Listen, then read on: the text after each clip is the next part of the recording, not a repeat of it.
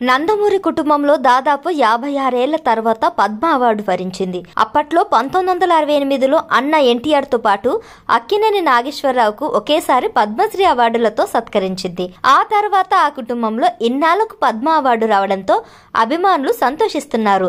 తెలుగు నుంచి ఈ ఏడాది బాలకృష్ణను పద్మభూషణ్ అవార్డుతో గౌరవించింది.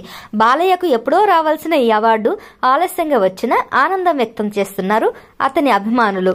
అటు అన్న నందమూరి కుటుంబం సభ్యులందరూ కలిసి బాలకృష్ణకు శుభాకాంక్షలు తెలియజేస్తూ వివిధ పత్రికలకు ప్రకటనలు ఇచ్చారు. ఈ సందర్భంగా కుటుంబ సభ్యులు క్రమశిక్షణ, కష్టపడే తత్వమున్న మాస్ హీరో మీరు, అన్ని వేళలా ప్రజలకు అండగా నిలిచే నిబద్ధత గల నాయకుడు, క్యాన్సర్ పేషెంట్లను పేదలకు ఆదుకునే ఆప్తుడు, ఒక కొడుకుగా, ఒక భర్తగా, ఒక తండ్రిగా, ఒక సోదరుడిగా, ఒక తాతగా తన బాధ్యతలను ఏనాడు మరువని వ్యక్తి అంటూ కీర్తిస్తూ ప్రకటన ఇచ్చారు. అంతేకాదు, మీకు భారత ప్రభుత్వం ప్రతిష్టాత్మక పద్మభూషణ్ పురస్కారం వచ్చినందుకు మేమందరం ఎంతో గర్విస్తున్నామన్నారు.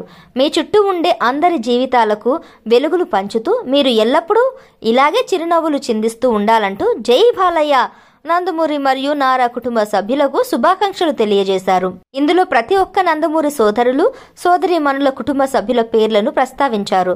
అందులో కీర్తిశేషులు హరికృష్ణ, శ్రీమతి లక్ష్మి పేర్లున్నాయి. కానీ జూనియర్ ఎన్టీఆర్ తల్లిగారి పేరైన శాలిని పేరును కూడా ప్రచురించలేదు.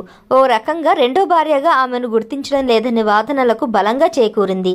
ఇప్పటికే ఎన్టీఆర్ రెండో భార్యగా లక్ష్మీ పార్వతిని కుటుంబ సభ్యులు గుర్తించినట్టే. నందమూరి ఫ్యామిలీకి ఫ్యాన్ ఇండియా లెవెల్లో పేరు తీసుకొచ్చిన జూనియర్ ఎన్టీఆర్ తల్లిగారి పేరు నందమూరి కుటుంబ సభ్యుల పేర్లలో చేర్చలేదు. మధ్యలో ఎన్టీఆర్ కు బాబాయ్ బాలయ్యకి మంచి సంబంధాలే ఉన్నా రాజకీయాల కారణంగా అవి బీటలు మారాయి. న్యూట్రల్ ఉందామనుకున్న తారక్ స్ట్రాటజీ అక్కడ ఫెయిల్ అయింది.